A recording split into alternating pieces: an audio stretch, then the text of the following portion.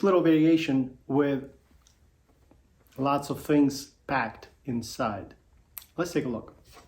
So at first you're dealing with starting at the lower half of the bow, and you are also faced with quick bow retakes that have to happen at the right time.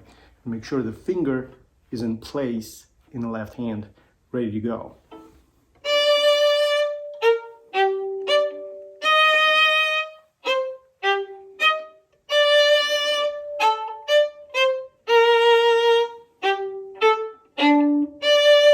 So you're kind of dealing with preparation for spiccato, and this must be carefully approached and make sure the bow is used just the right amount. You don't want to go too far or too high off the string, and make sure that you're picking it up in a timely and a rhythmical fashion.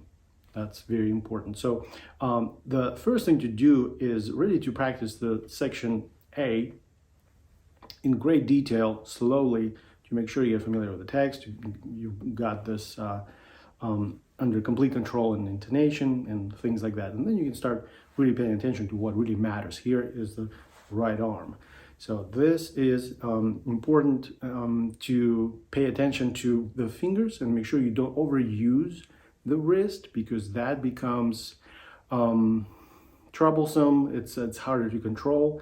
So just think about that. You don't want to overuse the wrist here in this first section. And of course, the second section begins middle of the bow.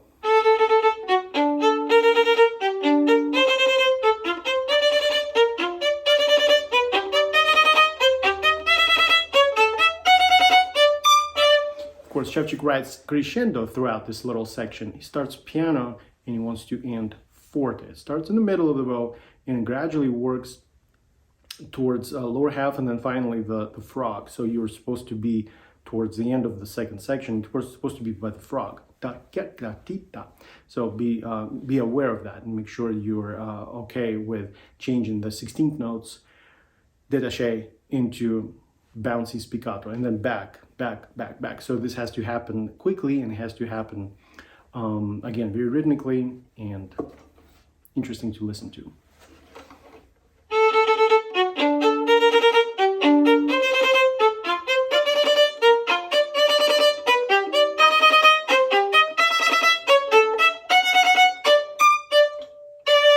Of course, that brings you to a final section, section C, and here you are in the piano mode now.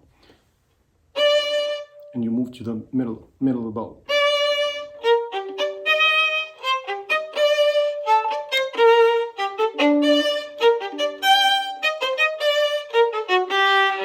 Of course, that requires a certain degree of control in the right arm. Make sure the fingers are not slipping off, okay, the bow. Nothing like this happens. And of course, the thumb is actively engaged, and of course the pinky is very much engaged. So be mindful of what's happening here.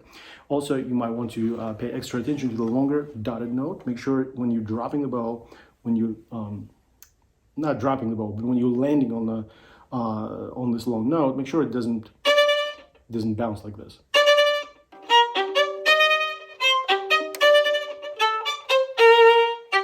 Which is a danger when you play in the middle of the bow, always, because naturally the spring of the bow wants to react.